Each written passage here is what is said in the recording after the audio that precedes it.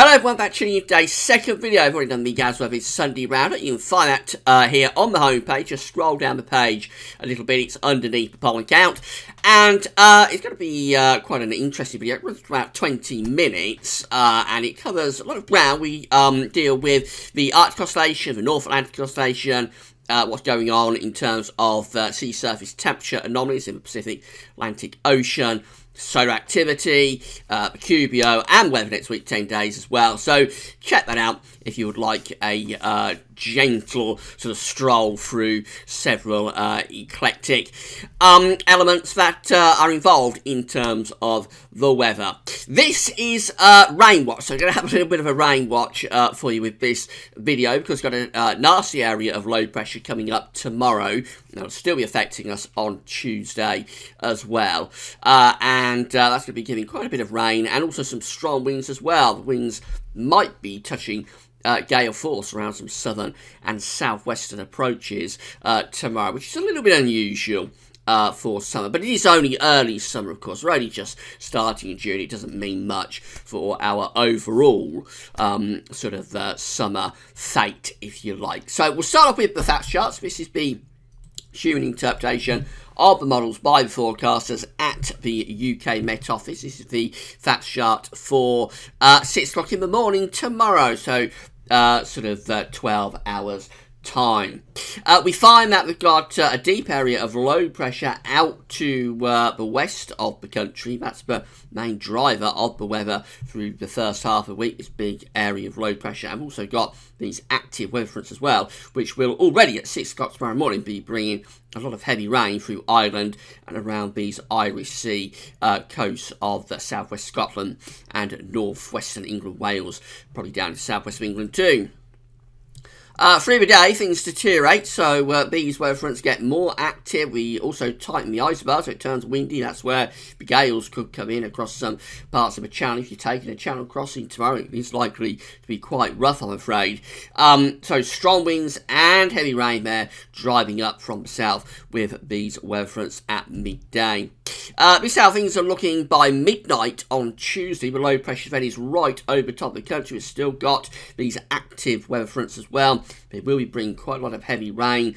By that point, the centre of the low is over the country, so the winds will be easing a little bit through the centre of the country, but we've got still quite a strong wind in the east, on the eastern side of this low pressure, and on the western side of the low pressure, we're bringing down quite a strong northwesterly there, down to southwestern England, so the wind will change direction, but it looks like it's still going to be quite strong there through the west and southwest up to midnight on Tuesday.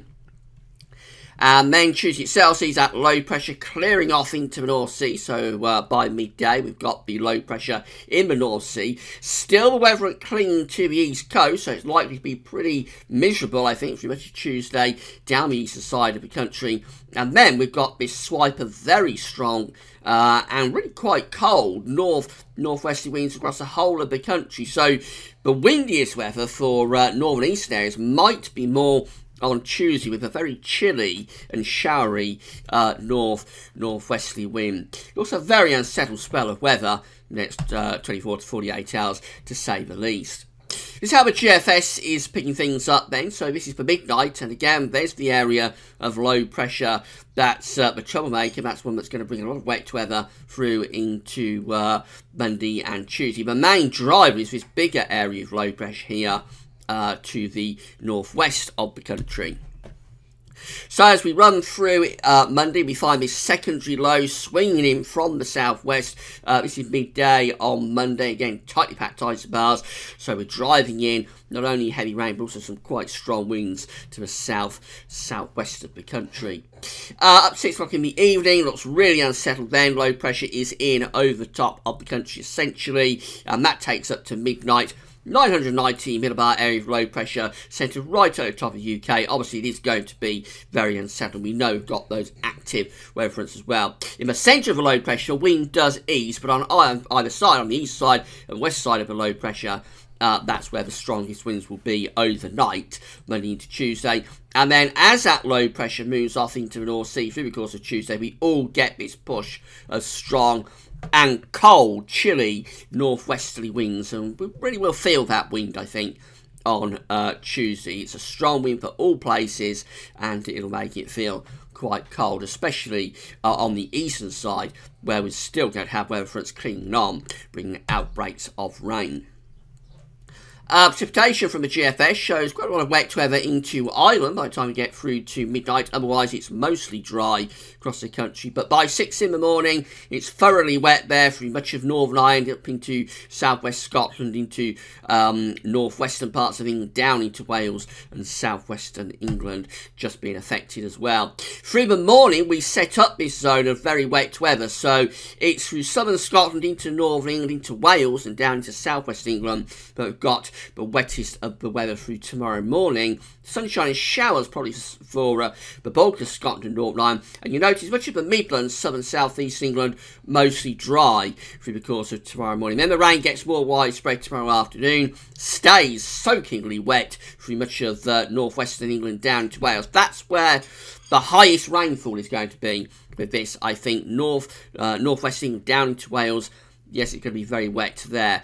More rain coming into southern counties, but again, the far southeast, East Anglia, southeast England, just about staying mostly dry through daylight hours tomorrow. So if you're down in the southeast, you'll be wondering what all the fuss is about. That rain does arrive by midnight on Tuesday into the southeast. It turns wet there, and it's still staying soakingly wet through much of Wales and Northern England. This is hour after hour after hour of very wet weather in the northwest of England and down into Wales. So places like Cumbria and close Welsh mountains, I think you are a little bit at risk of some flash flooding in those areas by the time we get through to Monday night, because it's many hours of rainfall that's occurring then.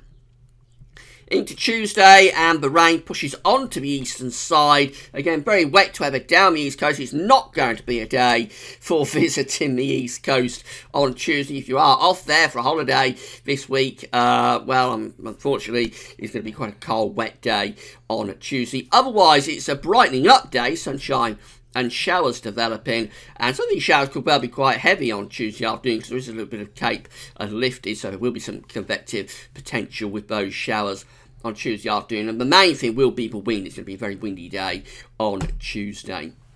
What about the high-res Euro 4? This is website Weather Online, and it's UK Met Office product. This is the rainfall forecast for 6 in the morning. So it's through southwest Scotland down into northwest England, and then stretching out into western Wales and through into Ireland, where we've got a band of heavy rain by the end of the night. This will be day tomorrow, again wet through northwest England, down in towards Wales, southwestern England as well. Outbreaks of heavy rain through much of the day. Then the rain becomes more widespread into the afternoon and evening, although you notice not much really getting into East Anglia, Lincolnshire, and a little bit getting in southeast England, but it is mainly in the west, northwest England down into Wales and southwest England, but the wettest of the weather is through the course of tomorrow. And then overnight, Monday into Tuesday, it just looks wet across all parts of the country by that point. Actually, parts of North Wales, probably not getting it quite as bad with Euro 4 compared to the GFS model. That wants to have that persistent rain through much of, particularly North Wales, up into northwestern England. It's a little bit more widespread with the rain, Euro 4, rather than being quite as concentrated in that northwestern corner.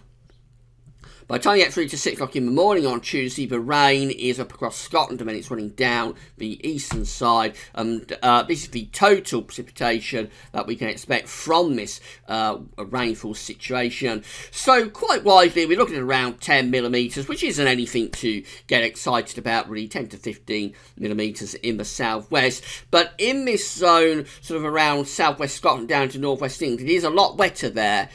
So we're talking about anything up to 50, possibly 60 millimetres of rain. That's over a couple of inches of rain for southwest Scotland, northwest England. It's a very small area, quite concentrated, but if you're up in that area, particularly I would have thought around the Cumbrian Fells, you might have to take a little bit of precaution in terms of some localised flooding, because those are quite high rainfall totals in that small area over a short space of time. Finally, having a look at the WRF model from the website meteorseal.fr. By the way, you can find a link to all of these websites that we've used for this video, weathercentral.de, Weather Online and meteorseal.fr. You can find all the links on the links page, so you can see these charts for yourself if you'd like to do that. This is the rainfall forecast for Ireland at midnight, very wet. Then otherwise, it is mostly dry, running through into tomorrow morning. It turns very wet there across much of Wales and northern England, and then we keep that rain going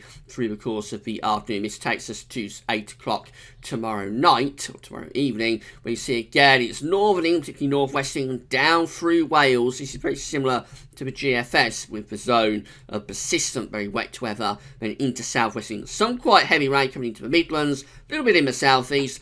For sort of Lincolnshire, East Anglia, not much going on up to 8 o'clock in the evening. So in the far east and southeast, it does look a lot drier tomorrow. Up to midnight, very wet still across much of North Wales and northwestern parts of England. And then into Tuesday, that rain is gradually pushing northwards and eastwards. So by midday on Tuesday, it's wet across eastern Scotland, running down the east coast with a strong and a cold northerly wind. Going to be thoroughly miserable on that eastern coast through the course of Tuesday. Otherwise, we have showers breaking out on Tuesday afternoon. As we know, some of those could be quite heavy, particularly out in the west.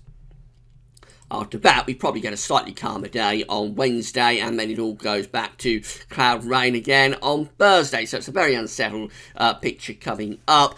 Overall, nothing too alarming. The winds are going to be quite strong down in the south and southwest, but that's going to be fairly notable given the time of year. We might touch gale force with some of those winds in the southwest approaches, and it's just a typical spell of wet weather really, with around 10 millimetres of rain, which isn't anything to get too excited about for large parts of the country, but in a concentrated area. And to me, that's looking like North Wales, particularly into northwest England, especially around Cumbria, and possibly up to southwest Scotland. Those areas might get more rain. You might go over 50 millimetres in that small concentrated area. And if you do get a couple of inches of rain falling in the space of a few hours, obviously there is going to be a risk of a little bit of localised flooding. So, an unpleasant spell of weather for June, but we do get these areas of low pressure in June, of course. It's early summer. It's still sort of a boundary between spring and summer, really, so it may well be that in a week or so's time we can start looking for some drier and warmer weather. Don't forget to check out the Sunday Roundup if you've not done so yet. That's all for now, and thanks for watching.